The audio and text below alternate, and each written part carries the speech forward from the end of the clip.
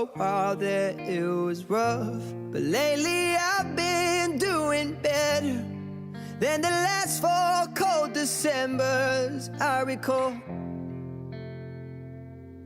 And I see my family every month. I found a girl my parents love. She'll come and stay the night, and I think I might have it all. And I thank God every day for the girl He sent my way. But I know the things He gives me, He can take away. And I hold you every night, and that's a feeling I wanna get used to. But there's no man as terrified as the man who stands to lose you. Oh, I hope I don't lose you. Please stay. I want you, I need you, oh God. Don't take these beautiful things that I've got. Please stay. I want you, I need you, oh God. Don't take these beautiful things that I've got. Oh, please don't take. I found my mind, I'm feeling sane. It's been a while, but I'm finding my faith. If everything's good and it's great, why do I sit and wait till it's gone? Oh, I tell you, I know I've got enough. I've got peace and I've got love, but I'm up at night thinking I just might lose it all. Please stay. I want you, I need you, oh God. Don't take these beautiful things that I've got.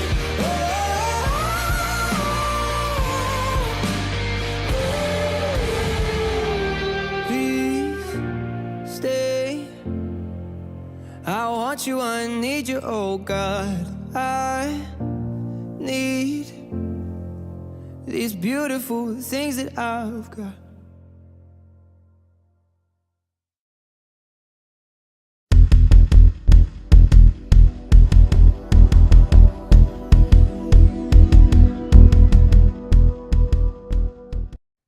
Good afternoon, NuPath. My name is Dan Harris, and I'm your host. You're watching NuPath Live. It's been so long since we've done a NuPath Live, and today I had a specific assignment. It was to interview some of our newer staff that have begun with us, to get to know them. And I was supposed to do 5-minute intervals, which I never talked to anybody for less than 5 minutes, so I was already dubious it could be done.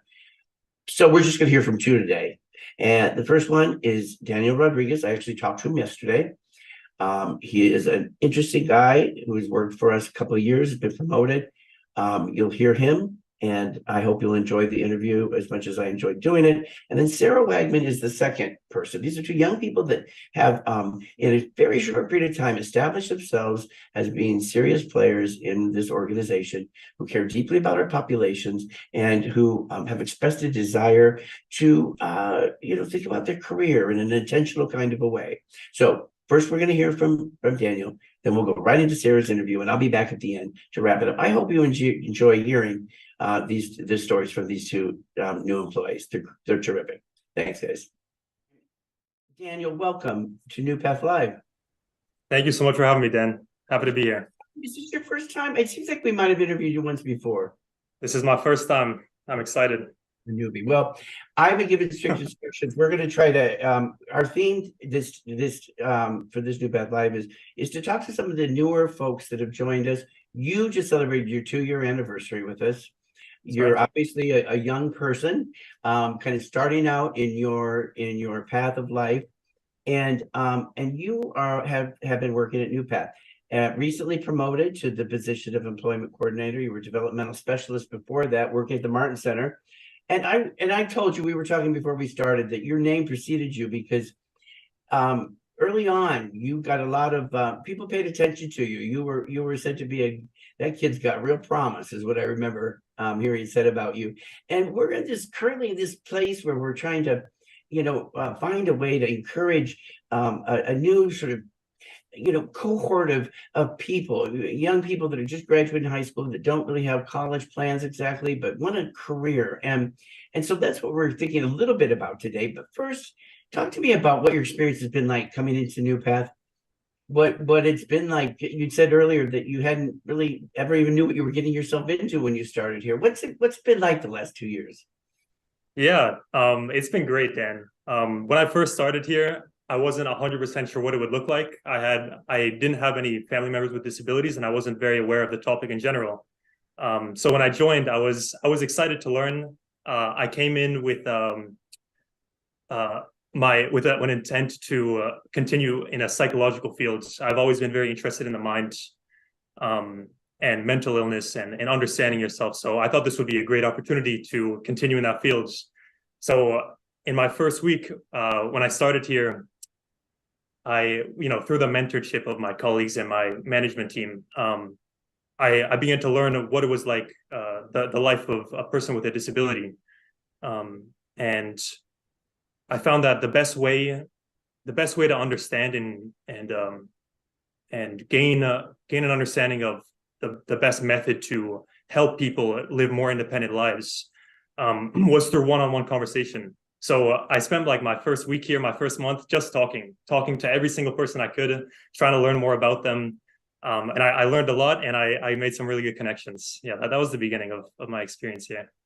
And more than that, even you've shown an interest in improving. We were talking before we started. We were trying to. Greg was working on some technical issues, so we had more time to chat. And you were saying that you thought it would be helpful for young people coming in if they had they knew what the career path looked like, or they knew kind of what the expectation was, or how might they go about doing it. And my comment to you was, how can we be a little bit more intentional about helping people to establish a career path and to say, okay, what are your interests? What part of this field are you interested in? And I think that's about where we were when we kind of left off the conversation. But do you feel that you have a sense now of what your career path might look like, whether that's at NuPath or another organization? Because I'd like to think that you're going to work here for the rest of your life, but I bet that's not going to happen.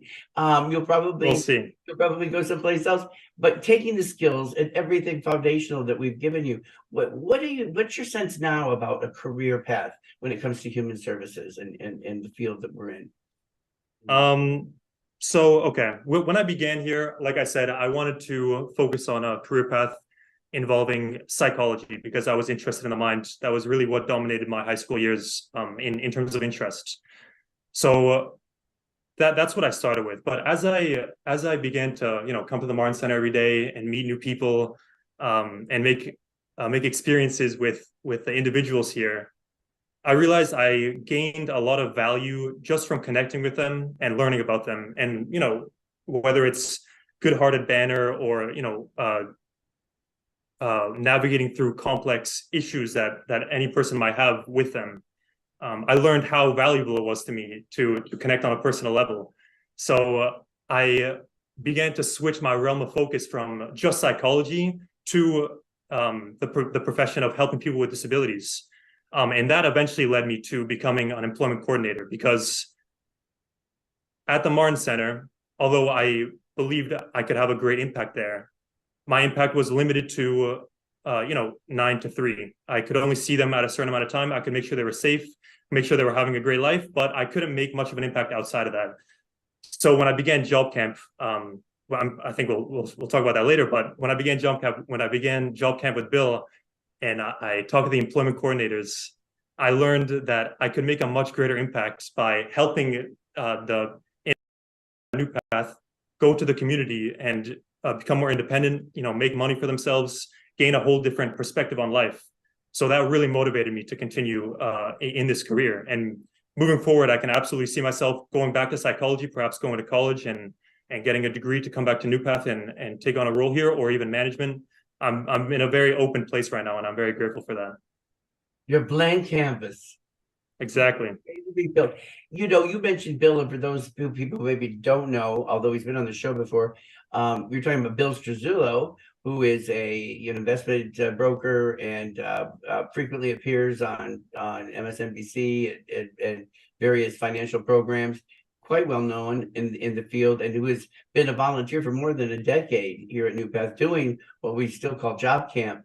And I will have you know that I've been meeting with Bill probably about once a month with some other people to talk about how can we continue to improve and use technology to make job camp even better. And he invariably mentions your name about how this is the best group that they've had. No, seriously, I mean that. And talking about in particular the work that you were doing with helping people film themselves for interviews that then you watch on the screen, and you mentioned psychology quite a couple of times, and so that is the science of I don't know what the actual definition is, but you have the development of the brain and various ways that interfaces with the organism, interfaces with its greater environment, but really what you're talking about in some cases are just helping somebody practice interviewing. It doesn't have to be a degree. It's having common sense and a deep passion to help other people. And I just wanted to point that out because you seem to be really excelling in that area. I really appreciate that. Yeah, well, I think one of the things that brings me the most meaning in life is helping people. So I think I fit perfectly here. And yeah, Job Camp has been an absolute pleasure to run. The mock interviews have been awesome to do. It's impressive how beneficial it is to see yourself in an interview and take feedback on that and see other people, the mistakes they make, and grow your interview skills in general. Yeah, it's been great. When I mentioned something kind of in jest, I can't remember if it was before we start recording, but about would you find value, you or somebody like you, that means being a young person that's just starting out in the field, that's smart, that wants to have a career, wants to have some goals in mind, to have somebody maybe sit with you with some sort of a reoccurring basis to say, let's check in. What are the skills you've acquired? What are those do you enjoy? And be a little bit more thoughtful about, okay, what other kinds of skills and experiences do you need? Where do you see yourself evolving? Thinking about what that next stepping stone is. I would say in my first year here, I wasn't so much considering where I would go. It was more, what am I doing right now? What is the best way I could help these people right now, right? I didn't give it much thought until probably about a year in, thinking about where I would go. And so I talked to Elder and I talked to Rosa and Denissa, the management team here at the Martin Center.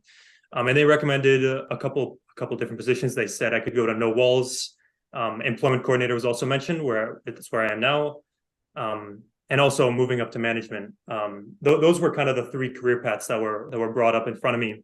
That would be or the most obvious career paths. Obviously, I could get a degree and do something completely different at NuPath. But that's where my mind was about a year in to the program. So yeah, when I entered job camp, I really realized how great it would be to be an employment coordinator and helping people get jobs. No. And yeah, that led me here. We're lucky and we're happy that you felt that way, and because you certainly have been a blessing. Were you at the job camp graduation last year? Unfortunately, I was not. Well, wait till you see what it's like. It is the most incredible, and it's gotten better and better every year in this past year. And I love it because I sit in the back. I have no role. I'm just a witness, instead of, I don't have to worry about, and I love seeing other people, making remarks and introductions and so on. But, when I see the people going up to get their certificates and I see those family members, sometimes mom and dad both, recorded it on their cell phone, it's just a really meaningful and wonderful and joyful time for people. So you're really gonna love that. And you know what, you are, and not too much pressure here, but you are the future of human services. and that is, I've never known that to be truer than it is. I think I said to you before, but I was 20 years old when I started in this field. I didn't have a clue. I'd never known anybody with a disability. I didn't have any special skills or education in that regard, but I found such a deep love for working with people, helping people, doing things for people. And I started direct care in a day program and have the opportunity over the years to have a leadership position that's been the best job in the world. I wouldn't want it any other way than doing what I'm doing now. And I'm not going to be here, forever for sure. And you've got another 35, 40 years probably of work. That's maybe this sounds depressing, but no, don't let it be. It's a joyful, wonderful ride. And we need the best, and that starts someplace. So, but I want to thank you so much for taking the time to join us today and for sharing your story a little bit with people. And yeah, talk to you soon. Okay. Thank you so much. And it was great to talk to you too. And I just want to say I really connected with that story. I feel exactly the same way here. It sounds very similar. So I'm looking forward to see where I can go. Well, the next time, anytime you're around, come up, say hi to me, come sit down, whatever. We'll have a cup of coffee, and I'd love to talk more with you. Okay. Absolutely. That sounds great. All right. Take care. We'll talk to you soon. Thank you, Dan. You too. Bye-bye.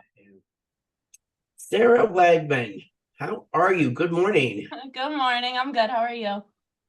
I'm wonderful, and I'm really excited because there was a little confusion this morning, as we were getting ready to record this. There always is. And I said the one person I haven't had a chance to even have words with yet was you, because I was thinking back to when we first met, a very special encounter that we had in the kitchen. Yes. And if I remember correctly, you were there because you were there in a math class. Yep. Were you taking your test at that point? I can't remember. Or were you? No, I think it was just the second day of training. So I was just finishing up all the studying. Have you taken your test? Yep, I passed everything. You passed. Were you nervous? Were you a little nervous? Very nervous. Yeah. I was studying for every day. I was math certified many years ago, and I just remember being really like, I'll worry about what am I'm going to be so embarrassed. What are people going to say? Do you know, we probably talked for about 5 minutes, maybe a little longer than 5 minutes while I was heating something in the microwave, and I was left with such an impression. I wanted to know who you were. I said, "Who is that young lady?" And you told me your name was Sarah, and I wasn't sure if I remember what your last name was, but and I was just so impressed with your energy, your enthusiasm, your great smile, and plus I like the backstory. Will you tell us, for people that are listening and watching, how is it that you came to find us here at NuPath? Because it's kind of a neat story how you came to us. Can you? Yeah. So I had just moved up here and I was working at a gym. And So where did you move up from? I'm originally from Philadelphia. Philadelphia. And I was actually living in Connecticut, and then I moved up here. All right. So some traveling. But yeah, I worked at a gym. I was there 24/7, so I got to know all the members really well. One of them happened to be Roger, who works here. Roger Mumper. Yeah, we know Roger well. He's a great employee. Yes, he's awesome. So I became really good friends with him, and he pulled me aside one day and was like, "Hey, do you want a better job?" And I was like, and yeah, so just after that, we got to talking. He told me about NuPath and what he did and how you guys are, and then I applied. What did you think when you heard it? Had you had any experience with the IDD field, with working with people with disabilities, anybody in your family, or was it an all a new thing for you? So I do have a cousin who's autistic, so I have that experience with him, but obviously, a cousin, I see him at family events. I'm not doing everything I do Anything, here. So besides that, I had no idea anything that I know now. But you took a chance. Do you know how rare that is? Because in my long career, I have tried to recruit so many people that I see, bright, talented people that are helping me, serving me, whatever the case might be. And very few people have the courage to kind of take a step into the unknown. What was it that made you say, I think I'd rather do that than what I'm doing now? Honestly, was it money? Well, definitely money for sure. I was like, the money's great. I definitely would like more than I'm making at the gym. I'm not gonna lie and say that wasn't a motivating factor. But other than that, I'm honestly not sure. I was very scared at first. And then after a while, I got more comfortable. So now I just kind of say that I fell into it. Like it's nothing that I would have expected, but once I got comfortable, I was like, I can't picture doing anything else, honestly. You know, there's something that you hear a lot talked about, and that is the benefits of working for a company whose mission is a noble mission, a good helping people, doing something for the homeless or the hungry, or as in our case, working with the disabled population. And there's something quite appealing to, I think, especially the younger generation, the millennials, the Z's coming in, want to feel like they're working for a place. So that's something I think we sometimes take for granted, those of us that are working in this field, because I mean, you're doing something great when you're at the gym, and I should be there right now, obviously, but this is something that's like it I don't know, there's something about it that feels like it feeds the soul, if you know what I mean. Yes, I agree completely. I do have experience also in the recovery field. So I help manage a sober house. And so I was also doing that. And so for some reason I was like, well, if I can do that, I can obviously do this. They're nowhere near the same thing, I learned, Yeah, but yeah. it's the same type of thing, like just the helping people who aren't able to fully help themselves. And I didn't realize how much I liked it until I fully like dove into it. Sarah, everybody that I've talked to have just speaks so highly of you. Oh, thanks.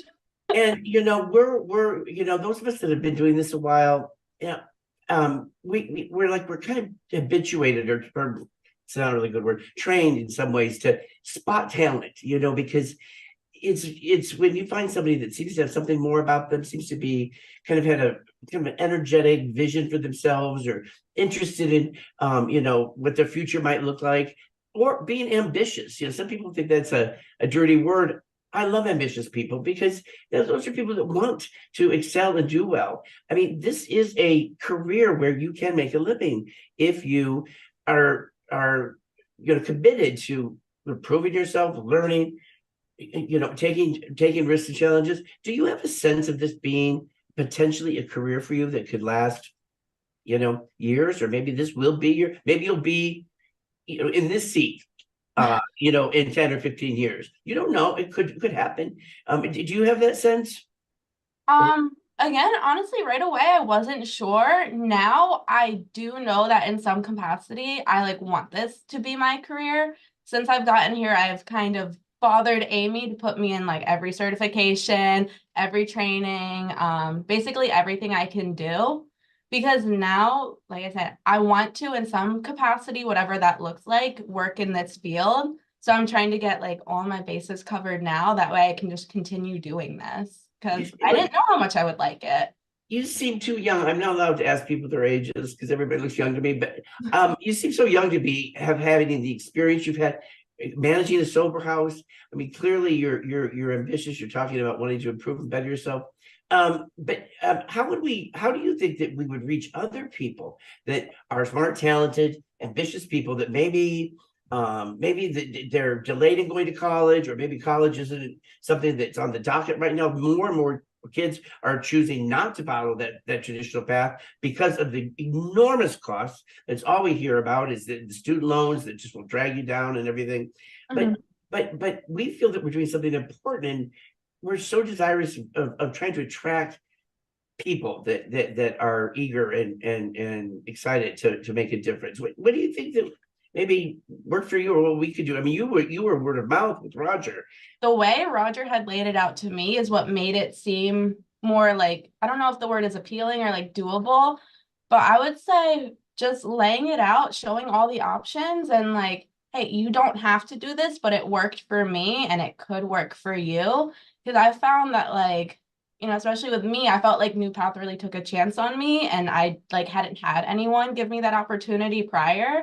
So just being able to kind of hear it and see it all in front of me helped a lot. When I've talked to other people about that, they seemed more interested with that approach as well, I guess. And probably coming from somebody that was, maybe you viewed more as a contemporary, or a person. You met Roger just very naturally because you met him Yeah. at the gym and all of that. So that probably made a big difference. I love that you said that you've asked Amy to get you signed up for everything. You know, when you put it out into the world, when you put it out to the organization, that you're eager for opportunity, that you're eager for learning experiences, uh, people will think of you when it's time to, you know, schedule somebody for a conference, to attend a conference, and some of these other things. And we're so eager as an organization to be a part of that journey with folks. But it requires, you know, you kind of coming, opening yourself up and saying, look, Okay. this is what I'm interested in doing. And of course, it doesn't mean that, you know, something's not going to change. The risk you run with really great people is that somebody else is going to notice them and try to peel them away from us. So we've got to do our best to make sure we live up to being the best organization we possibly can. What's one of the biggest things you've loved about your job in this position? What's one of the things that has made you like the proudest, or that you feel that is just something that you've really done individually that's made a difference? Is that a hard question? That's maybe not fair to just dump on you like that, but I bet you could have an answer. I'm trying to think. I would say the biggest thing, I guess, is once I started working with certain individuals more and getting to meet them and their families and everything like that, because I also pick up hours at the residential homes. Oh, I'd say the first time one of the clients' moms like gave me a hug and like thanked me for being patient with her kid, I was like, oh wow, I'm actually like doing something here. I'm not just getting paid to hang out with them, which is great, but like actually like making a difference in ways that like I wouldn't think twice about, I guess. right. I don't know if that answered the question, but You know, it's a great answer. You know, I was talking to a colleague yesterday. It was at a thing I had to go to at ADDP, and we were talking about that concept, and we used to talk about it a lot here at NuPath. One person, one action, one day. That is how we can make a difference. You know, people sometimes think, "Oh, you got to cure cancer, you got to cure, you know, solve world hunger." These things, these are big, important issues, but we can make big differences in people's lives just by doing some simple things that, you know, you might not. And I've got 100 stories like that. And so I'm always encouraging people to think. I used to think the silly thing when I well, it's not silly, but when I started out, you know, I was working with some pretty involved people, and I taught a guy how to tie his shoe after longer.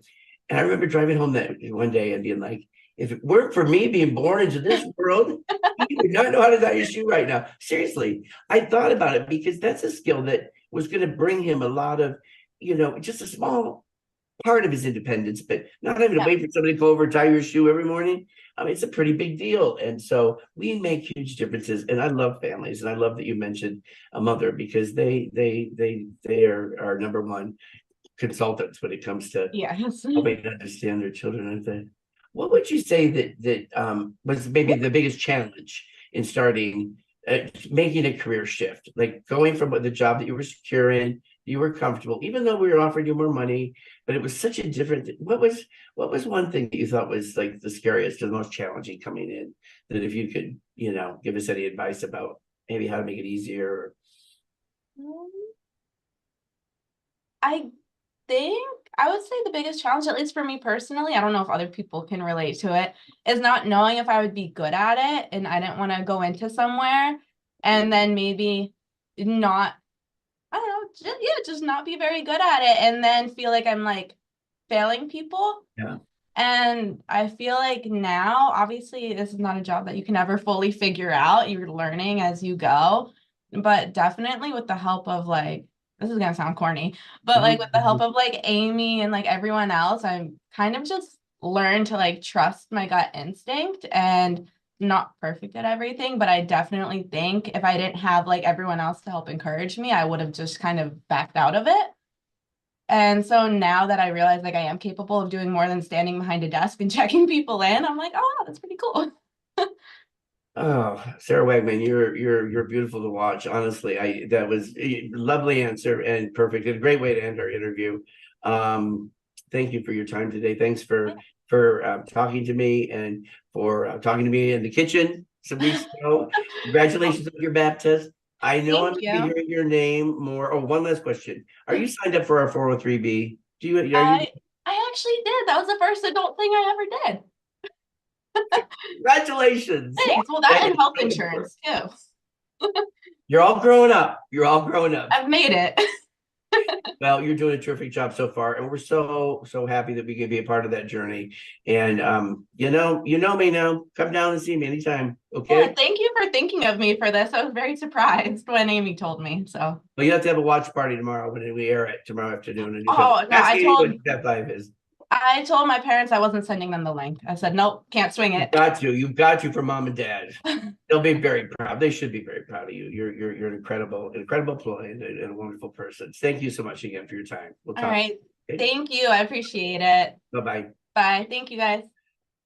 One of the things I miss the most about regular NuPath Lives is all the conversations I would have with so many people. Of course, I still talk to people all across the organization, but it felt different when we were sharing the stories with other people. But I thought those were two terrific people. We're so lucky to have them and all the other wonderful staff that keep this organization moving forward day after day and delivering quality service. And to our families, we don't say it enough, but you are so important to us as we try together to create the best world we can for people living with disabilities. It's what our vision's all about.